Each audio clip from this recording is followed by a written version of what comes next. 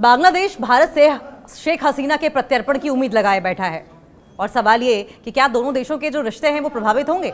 नहीं प्रभावित होंगे दोनों देशों के संबंध। विदेश सलाहकार हुसैन की ओर से एक बयान सामने आया है जिसमें इस बात का एनालिसिस किया गया है कि अगर भारत से शेख हसीना के प्रत्यर्पण की बात की जाती है तो भारत और बांग्लादेश के बीच रिश्ते कैसे रहेंगे।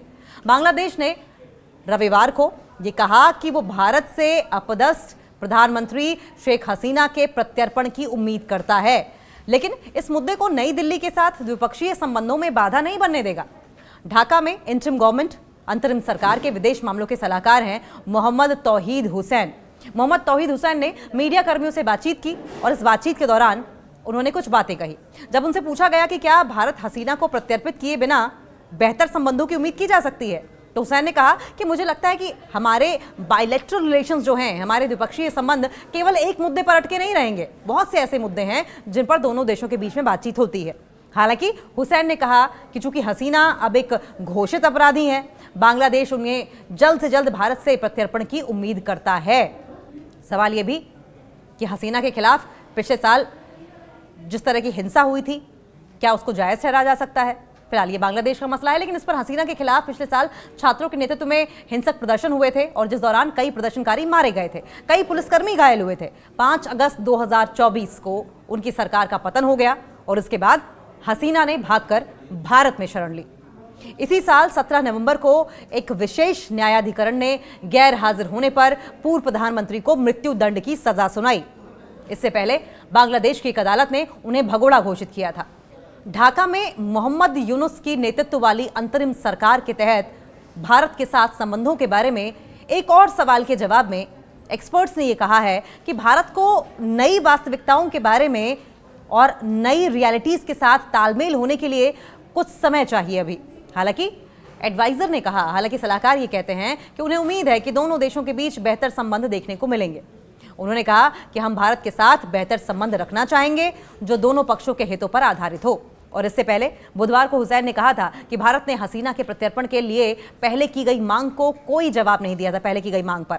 लेकिन ढाका अब नई दिल्ली से जवाब की उम्मीद करता है क्योंकि न्यायिक प्रक्रिया पूरी होने और पूर्व प्रधानमंत्री के दोषी ठहराए जाने के बाद स्थिति अब अलग दिखाई दे रही है।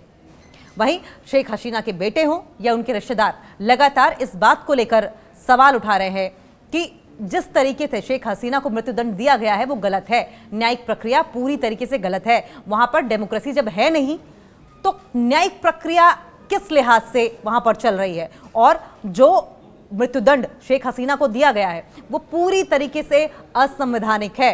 साथ साथ उन्होंने ये भी कहा कि शेख हसीना वापस बांग्लादेश तब जाएंगी जब वहां पर सिचुएशन नॉर्मल हो जाएगी और डेमोक्रेसी फिर से एग्जिस्टेंस में आ जाएगी।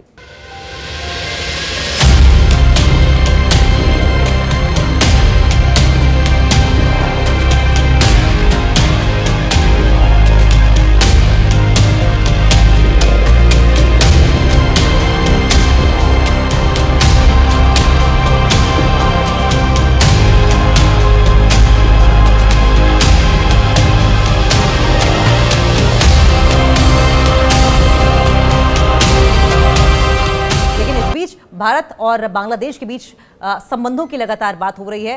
पहले भी बांग्लादेश की ओर से इस बात को लेकर इंसिस्ट किया जाता रहा है कि शेख हसीना को प्रत्यर्पित कर दिया जाए, बांग्लादेश को सौंप दिया जाए। हालांकि हिंदुस्तान की ओर से इस पर अभी न्यूट्रल रिएक्शन देखने को मिल रहा है और बात ये कही जा रही है कि क्या अब इसी मसले पर, शेख हसीना के प्रत्यर्पण पर, इस बात को तय किया जाएगा कि बांग्लादेश और हिंदुस्तान के रिश्ते कैसे रहेंगे।